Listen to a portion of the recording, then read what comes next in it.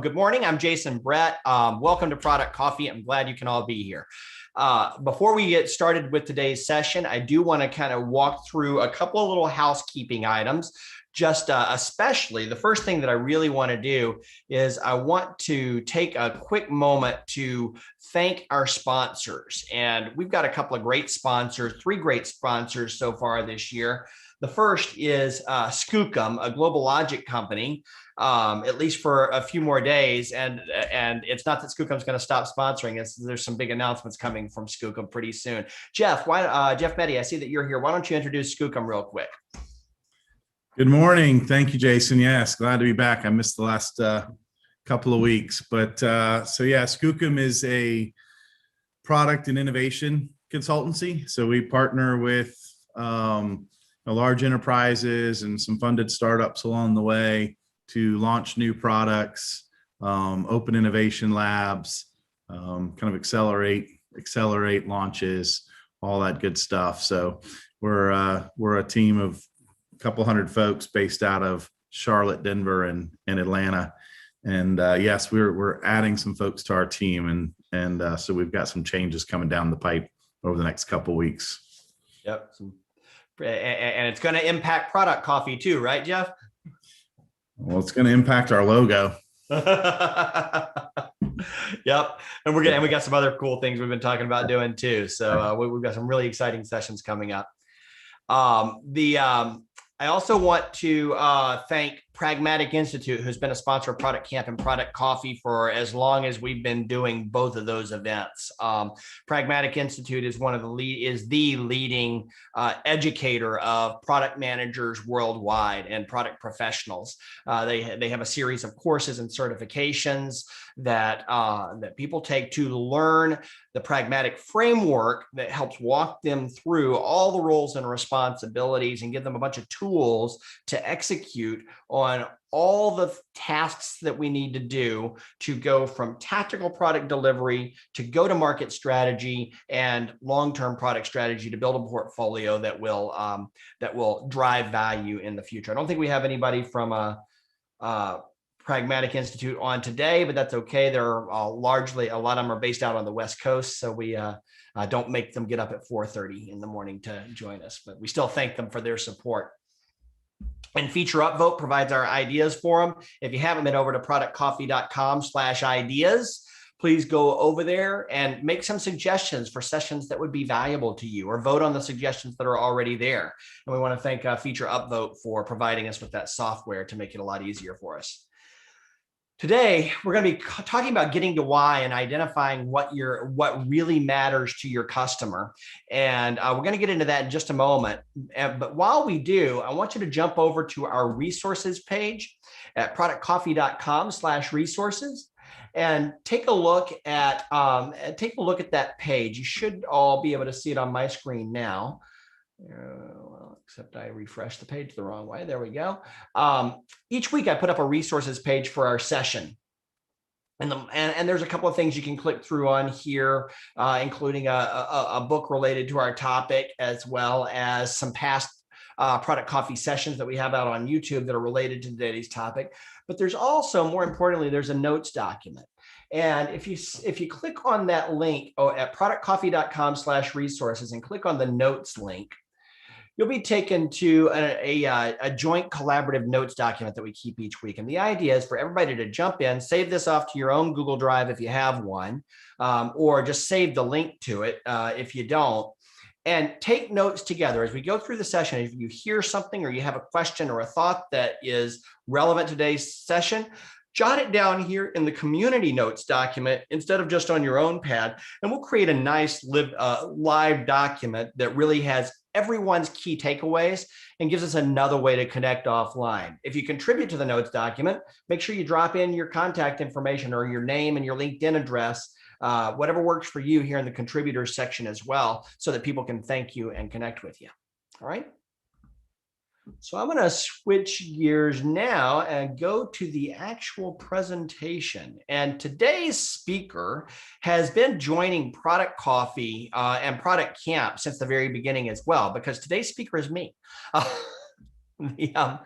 have I was looking through a lot of the questions and comments that every week, as you know, for those of you who have been coming for a while, I ask a couple questions in the sign up form for these events, and the and what happens in that sign up form, it's like as I do tend to see some recurring questions, and some of the questions that I've been getting lately have been focused on really getting deeper understanding of your user. And I want to do some 201 and 301 level type of conversation around that topic, but I wanted to start today with some table setting. So today we're going to talk about getting to why and identifying what really matters to your customer. And before I go deep into the topic, I want to ask a little bit about you. And some of you, we got a chance to meet in the introductions round, but I wanted to, if you would, just look on your, depending on which version of Zoom you have, you may have some participation icons on the bottom, on the bottom of your client. You may have them in your participants list, or you may have them in your chat list. But look, and there's a raise hand icon that you can use. And what I'd like you to do is, if you're someone who's early in your product management career or just getting started, would you hit the raise my hand icon for me? Got a couple of hands raised. There's a few more going up. Excellent. And if you've been, okay, great, thank you. So if you've been at this for a while, if you've been in product management for a while and are looking and are just looking to continue growing and continue to learn more and connect with other product leaders, raise your hand for me as well. So we got a lot of good veterans in here. Excellent. So that's great. So those of you who are new, you're going to benefit from getting some perspectives and having some conversation with these people who have been at it a while. And for those of you who have been at it a while, you're gonna see part of this. You're gonna say, "Oh, really? Oh, come on, Jason." But then you're gonna think a little bit, and I think this is going to be a valuable session for you too, to kind of build a skill that some of us kind of take for granted. So the question that I've been getting a lot increasingly is, how do I do really good research to get to the root of why my customers are doing business with me anyway? And for those of you who are familiar with Simon Sinek, he did a great TED talk on the Golden Circle, and he wrote a book called Start With Why that was really focused on leadership and leading a company from a foundation of why. And then he also wrote another book called Find Your Why. And one of the recurring themes and a common theme for really digging in and creating radical value is getting to the heart of the matter, getting to the root cause of why people feel the way they do, why they buy the things they buy, why they do the things that they do, and getting a deep understanding of that, so that you can, so that you're able to really synthesize the viewpoints of your customers, understand the real problem that they're trying to solve, and solve it well. Henry Ford is famous for having said, if I'd asked a customer what they wanted, they would have told me they wanted a faster horse. But he knew that they needed something else, and he built something entirely different. In the same way, we want to not just ask the customer what they want, we want to discover what it is that they really need, what's really going to change their lives. And so, and there's another guy named Clayton Christensen. He was a professor at Harvard University. He wrote a very famous book called The Innovator's Dilemma, and he's written a couple of other books. And one of the things that he that didn't discover, but he first kind of penned the term for, was the jobs to be done theory. And one of the things that Clayton said, or Dr. Christensen, and he passed away last year, by the way. So, but we do still have a great body of work from him through Harvard Press. But one of the things that he said is he observed that when we buy a product, we're not buying a thing. Some people have said, if you buy a drill, you're not buying a drill, you're buying the ability to create a hole. And that's a little bit better way of looking at it. When we buy a product, we're essentially hiring something to get a certain job done for us. So our job as product managers in building really effective, impactful products is about discovering what job our product is really being hired to do so that we can do that job exceedingly well and learn from it. So I told you in the description that we're gonna give you 3 tools to help you do that better. And we're going to actually, I kind of lied on that. I'm going to list 6 tools for you to help do that better, to really think about how can I dig in and learn more about what my customer is really thinking about, what they're really trying to accomplish with me. And then I want to open it up for a little bit of quick discussion as well to see if we can add to that list. So if you're ready in the note-taking document, make sure you got your got a few people there to capture some ideas. But 6 of the most common and emerging discovery tools that you can put in your toolbox for getting to that why are, of course, traditional surveys. And I almost put on here in big parentheses, oh, really, Jason, you're going to actually say surveys, because we've been talking about surveys for a long time. It's an important tool, and it's a foundational one. Interviews with your customers are a super important tool. We're going to talk about that a little bit more in just a minute. If you're newer in your career, you may have been hearing the term ethnography thrown around. You may have heard this term a few times before. And ethnography is really just a fancy word for observational research. It comes from a field of, it comes from anthropology, and really immersing yourself and observing a culture very deeply from within. And it's a technique that goes beyond surveys and interviews to really observe customers doing what they do and teasing out why they make the choices that they make, and also discovering things that they may not have told you along. When you ask the question, you actually observe behaviors that let you dig into deeper questions to understand deeper whys. Empathy workshops are a design thinking technique to take this knowledge that you gain from surveys, interviews, ethnography, experience, and observation, and collaboratively build a view of how personas are approaching the problems that lead them to your products, and to build a deeper understanding of them. Journey mapping is another tool to take a deeper look at the entire path from product selection all the way through the end of the relationship, and understand all the decisions and challenges that your customers are facing along the way to gain that deeper experience. And finally, competitive stories are an overlooked tool to understand why customers are using your products. By learning more about what causes your competitors to succeed or fail, it can help give you greater insight into that as well. So those are a few things. What I wanted to do now for just a couple of minutes is I want to open up the floor and get your thoughts on what are some other tools that you've used, especially some of these folks that have been around for a little while. What are some other tools that you've used for discovery to really dig deep and understand where your customer's coming from? Jason, I don't know that this is a tool maybe so much for the customer side, but it's interesting. When that list went up, the very first thing that came to my mind was the Ono circle, if you're familiar with the lean methodology. And Mr. Ono, who kind of was credited as being the father of lean, he would draw a circle and like a shop floor, and he would have folks stand in that circle and not move for hours and just watch a process, whether it was, building a product or some sort of distribution flow or whatnot, and then learn from that, right? He would come back after several hours and then use that as a basis point for, well, what did you see? Where did you see waste in the process? And so it was a discovery tool, if you will, kind of a discovery method. It sounds like a little bit of a parallel to an ethnographic technique.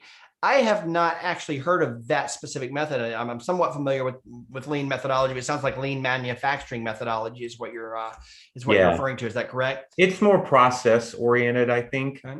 but it's the first thing that came to mind when I Yeah. saw discovery tools, and I was kind of looking at your list. I'm like, oh, this was a way to discover, in that case, more about process, but I think you could use it for product. If the process Mhm. is building a product, you know, And, you and, could use it for the same purpose. and who did you say was the proponent of that? Ono, OHNO. I think was it Tatachi? I'm trying to Okay. remember his first name. His last name was Ono, OHNO. Okay. If you look up Ono, if you Google Ono circle, you'll find it pretty quick. That's a great one. Thank you. Thanks, Bob. Who else has another technique or discovery tool that they've used?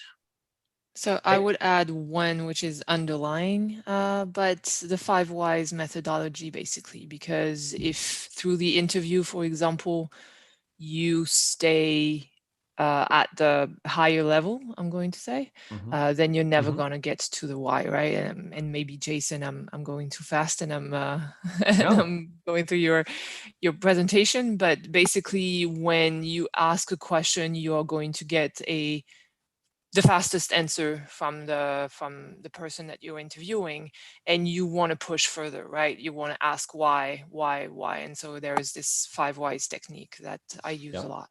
I love that. I'm a huge fan of the 5 whys. And I don't actually have a slide on it, but it is definitely kind of part of the conversation today. So thank you. You're previewing well. Anyone else have one to add? All right. Well, let's move on a little bit.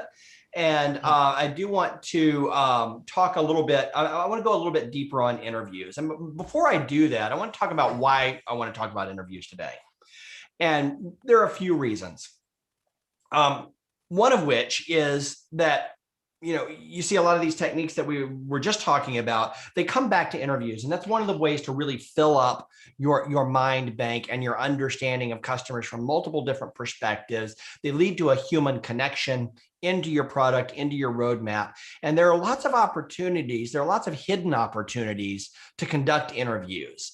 And when you have a plan to conduct an interview in an effective way with a very specific goal in mind, it does lead you to discover much more clear insights.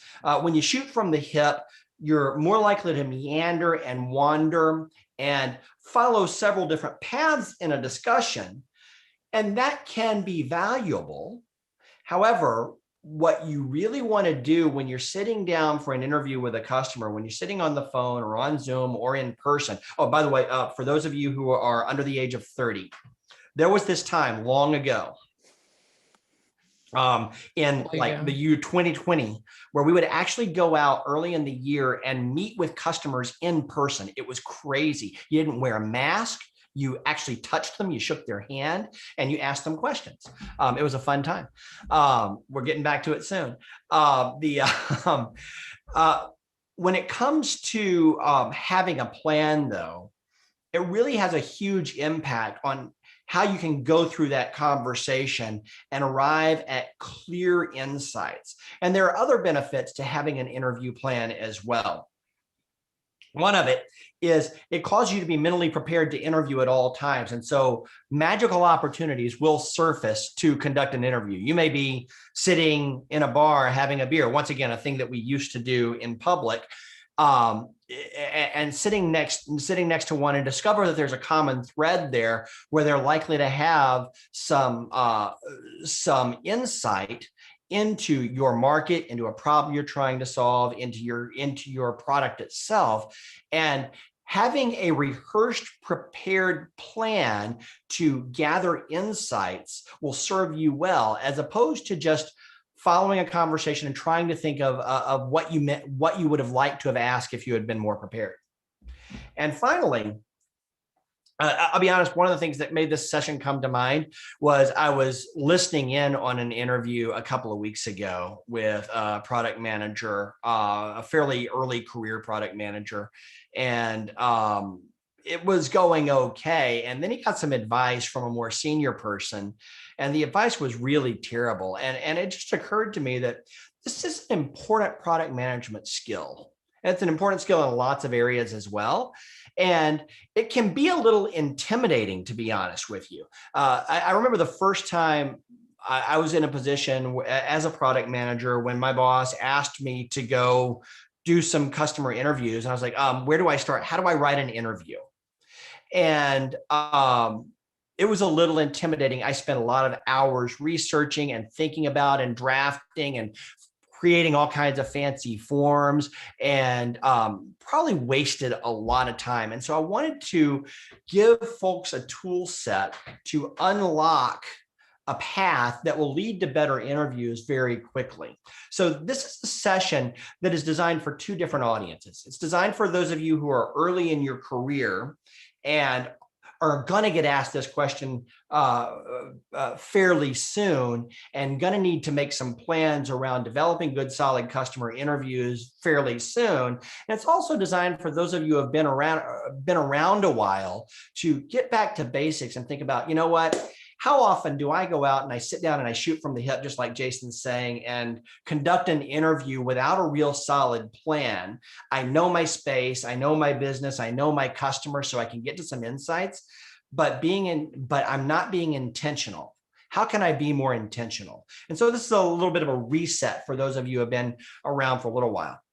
Now, I will tell you that there are a lot more scientific approaches to building an interview, and you will find a lot of very advanced techniques for building an interview and conducting much more scientifically founded research that I'm going to share with you today. My point is to go from zero to something, to go from nothing to something today. And so I want you to spend 10 minutes building an interview plan that you've got in your pocket and can lean on every time you're interacting with customers going forward. And then over time, you're going to build a few of these plans. You're going to build 2 or 3 or 4 of these 10-minute interview plans. The interview itself doesn't take 10 minutes. Building the whole plan will take you about 10 minutes. And we're going to walk out of today's session with a huge part of that work already done. Step 1, we're going to dive right into it. Step 1 is literally just writing your basic question. You've got a hypothesis. You think you know why customers do business with you, why they buy your product. And chances are pretty good you're right, at least at the top level. You know they want a faster horse.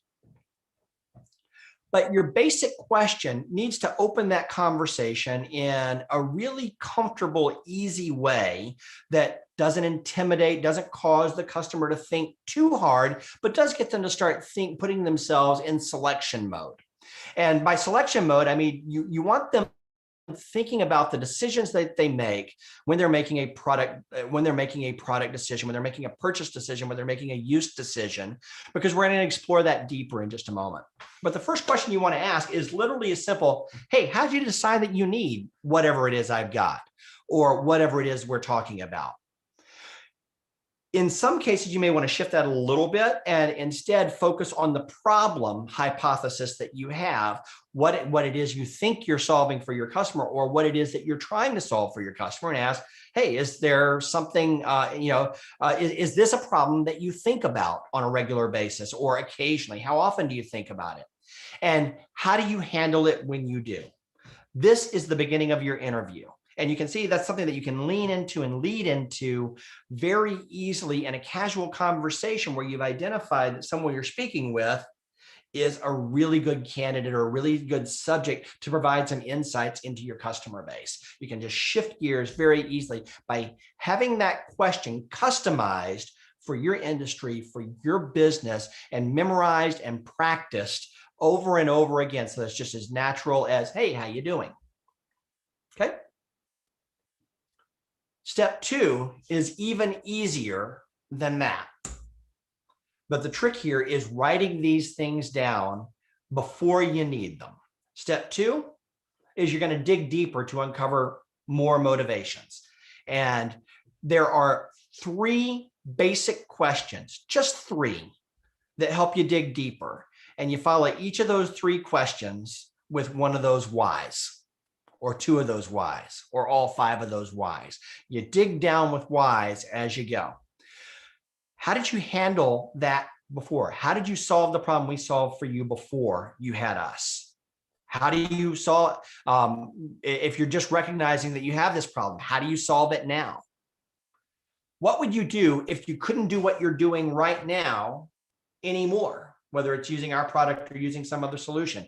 How would that change your life? What would that impact? What would you do? And don't let that go with just a, well, that'd be pretty frustrating. Dig, explore, understand, hypothesize with the customer what they might do. What might you do to solve that problem?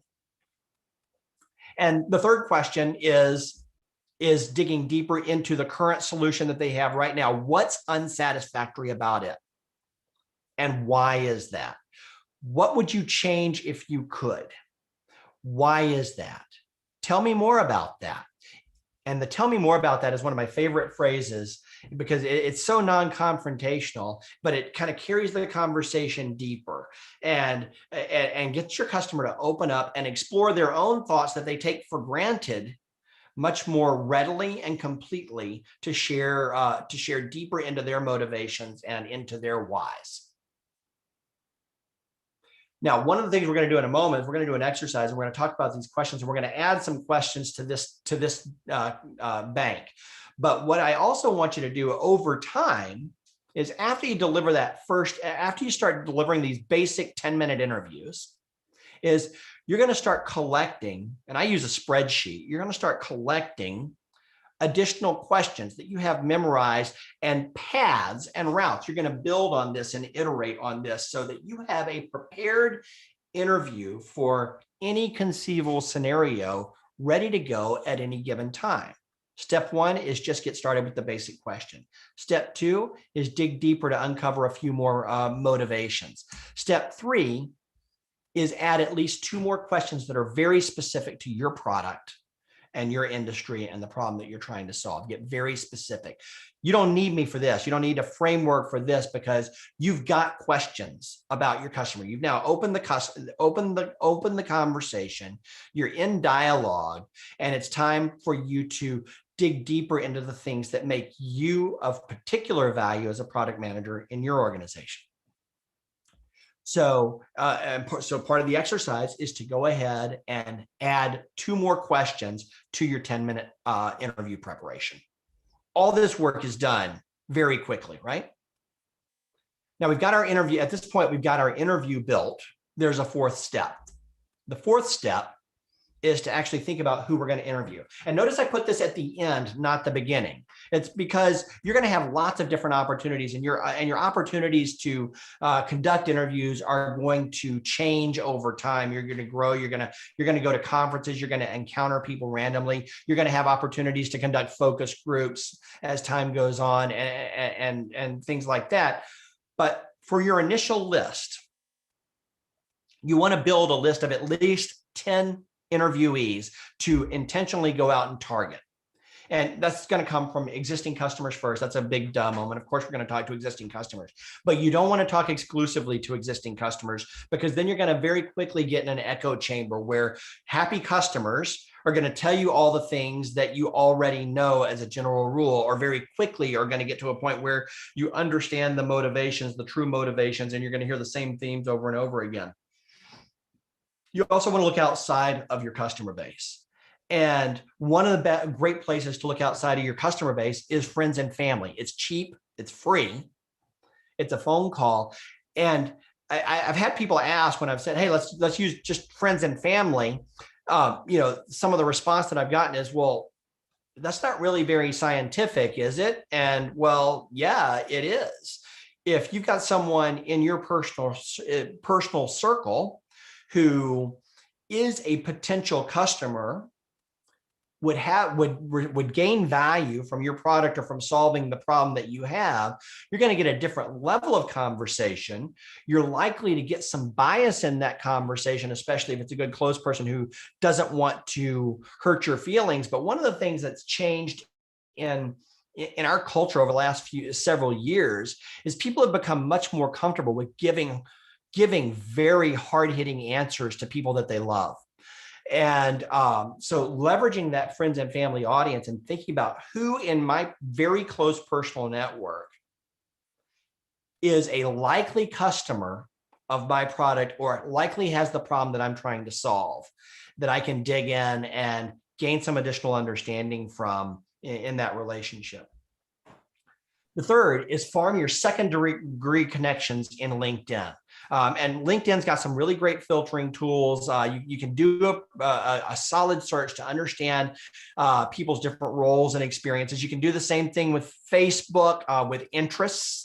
And you can look at your friends. You can look at your friends on Facebook if you like are a friend farmer who kind of collects friend, or a gatherer who kind of collects friends everywhere you go and connects with people on Facebook and LinkedIn. That expands your network pretty significantly, and it's a good opportunity to reconnect with people, or to connect with people for the first time who you've maybe only had light contact with in the past. But farm those second-degree LinkedIn connections, especially in a B2B space, but even in a B2C space. You can get a lot of information from LinkedIn, like geography. You can get a good picture of lifestyle just by understanding the types of positions that people have, especially if you're looking in the professional world.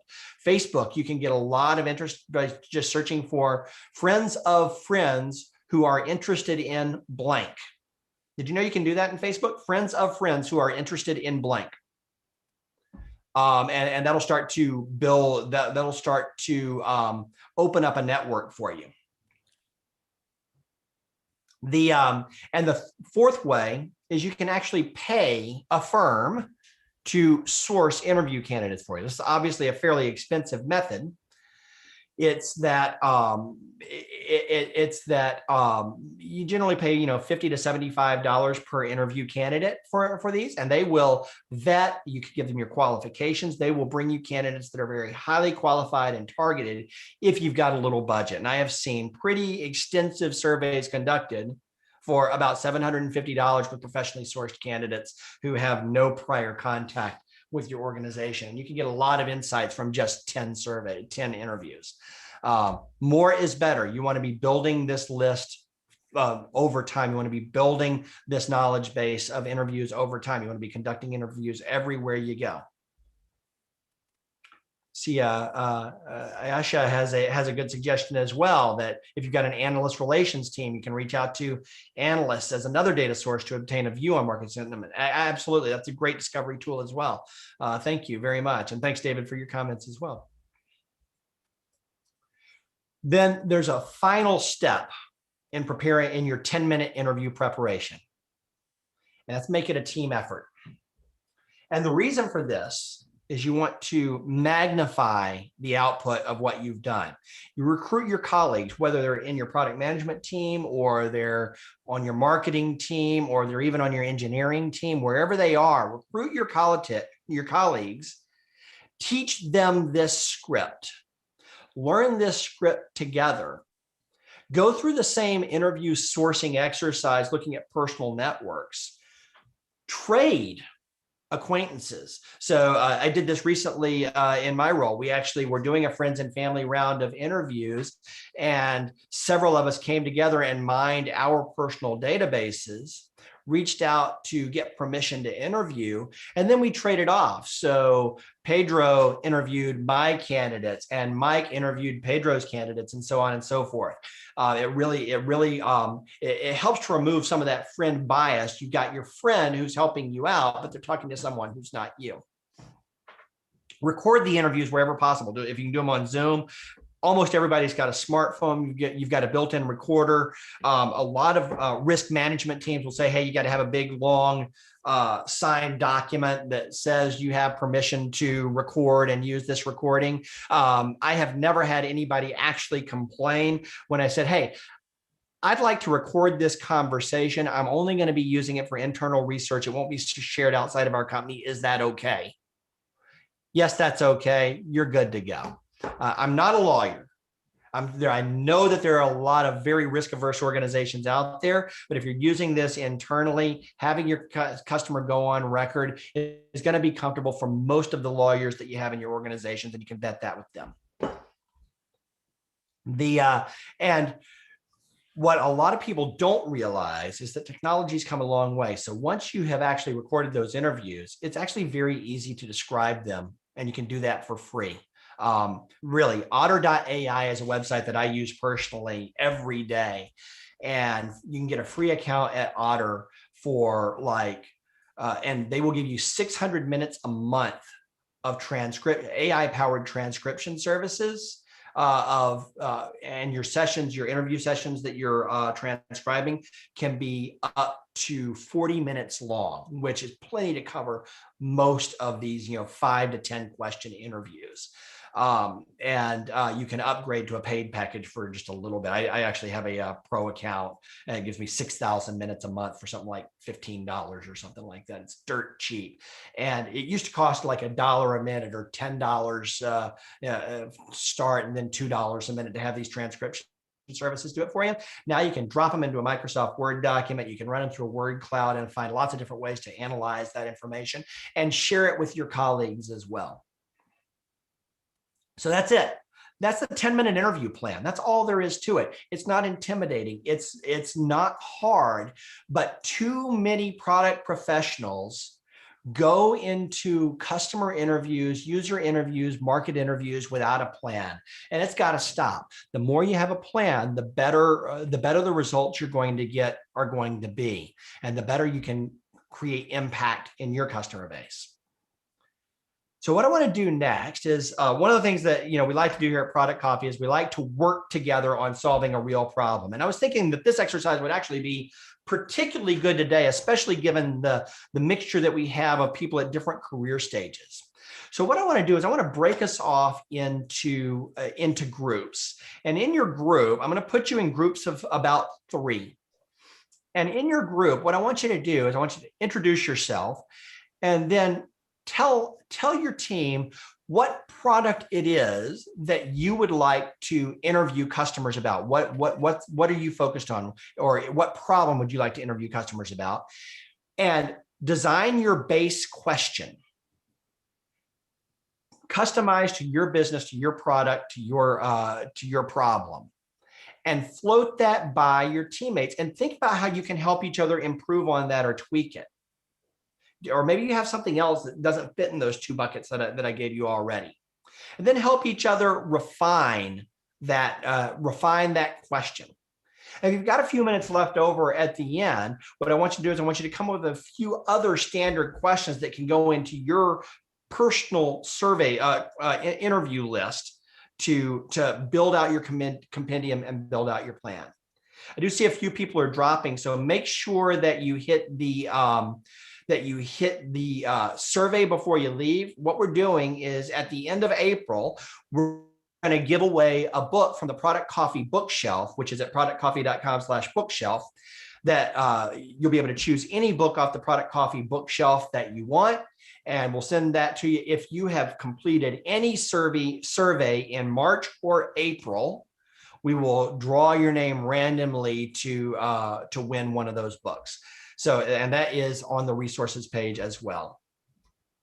So for now, any questions about that exercise? It's pretty straightforward, but I really want you to think about and collaborate and work with each other to build some really good, solid interview questions today. I have a question. Yes. Is it just going to be one product per group, or is it one product per person? Great question, Keandris. It is one product or problem per person.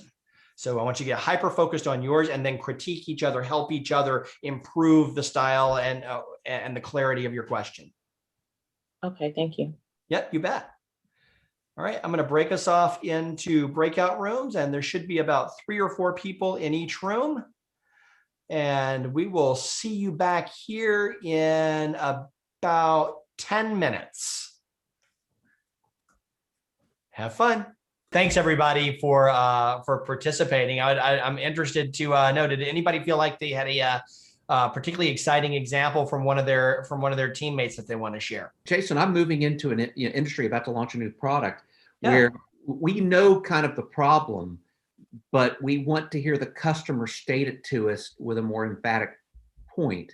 So because I believe we can hone the product better if we really know how much it hurts. The statistics that are promoted out in the market are bad enough.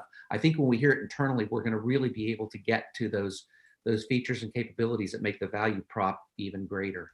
So my question would be, basically, how do you know the fuel you bought was what you got? I already know they don't know for a week if they've been defrauded or they bought the wrong things, or that the petrochemists say if you combine these two, it's bad.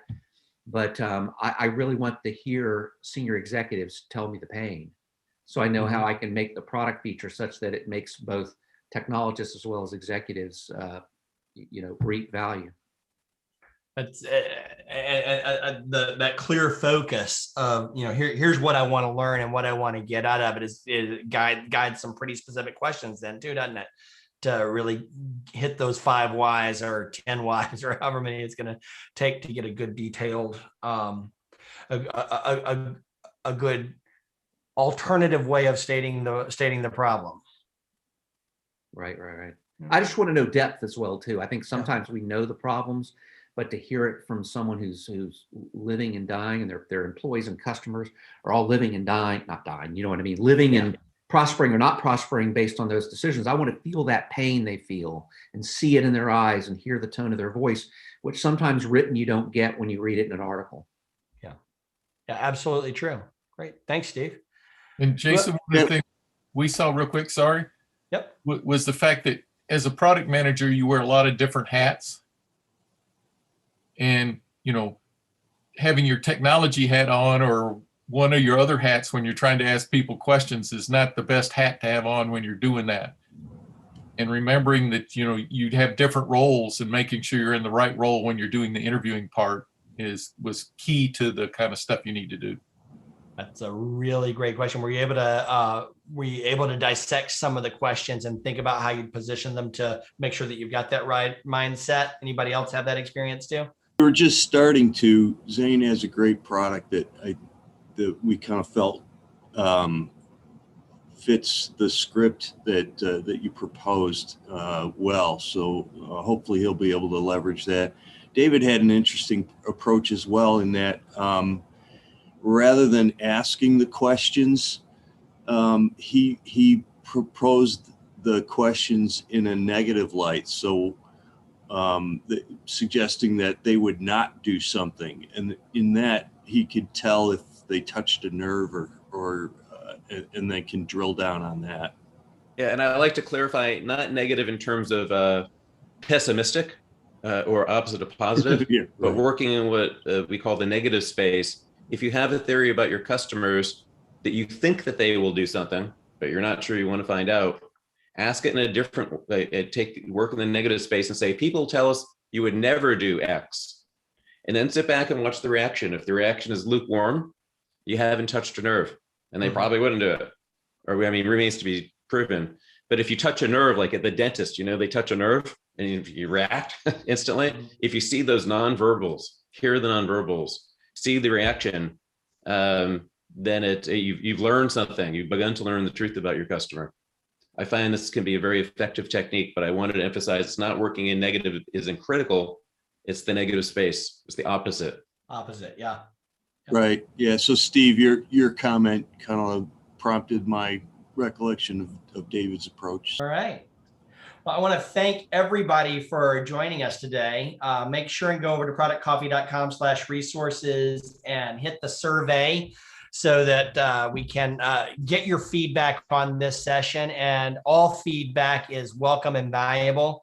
If you'd like to be entered in the drawing for one of the books off the Product Coffee bookshelf, make sure that you include your contact information. These surveys are just for my use to kind of think about how we're going to improve and add to this series going forward. And make sure and hit productcoffee.com/ideas and give us your suggestions and thoughts on future sessions as well. So thanks everybody for coming today. It was great to see you all, and we'll see you next week.